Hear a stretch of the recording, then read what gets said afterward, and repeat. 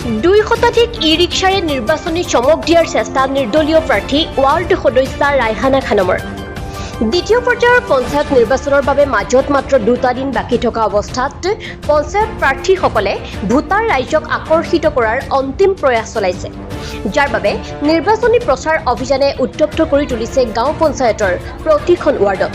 ইয়াৰ সমান্তৰালকৈ কামৰূপ জিলাৰ গৰৈমাৰীৰ উন্নয়ন খণ্ডৰ 10 নং জোৰকিমলু গাঁও পঞ্চায়তৰ 8 নং কালাতলি পথাৰ ৱাৰ্ডৰ নিৰ্দলীয় প্ৰাৰ্থী ৰাইহানা খানমে আজি প্ৰায় 2 শতাধিক ই ৰিক্সা ৰেলীৰে প্ৰায় 2000 ভোটাৰ ৰাইজক লগত লৈ ই ৰিক্সা ৰেলী ও পদযাত্ৰা দুয়োটা একেলগ কৰি নিৰ্বাচনী প্ৰচাৰ চমক দিয়াৰ চেষ্টা কৰা পৰিলক্ষিত হৈছে।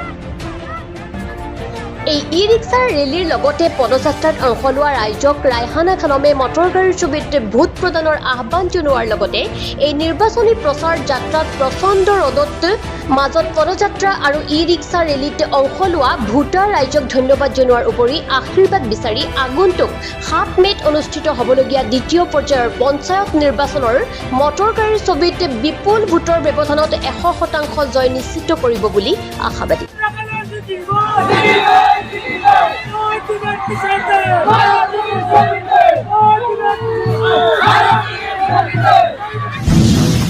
মহিলাক অগ্ৰাধিকাৰ দিম বুলি মই প্ৰথমে আশাবাদী আৰু মহিলাসকলৰ সময়তে মোৰ লগতে থাকে, মোক উৎসাহ যোগায়। মহিলাসকলক মই আগবাঢ়ি নিয়াৰ কাৰণে ময়ো চেষ্টা কৰিম।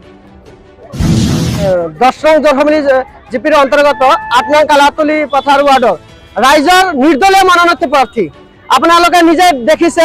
আজি 3000ৰ ওপৰত মানুহবিলাক নিজে স্বতঃস্ফূৰ্তভাৱে ওলাই আহিছে।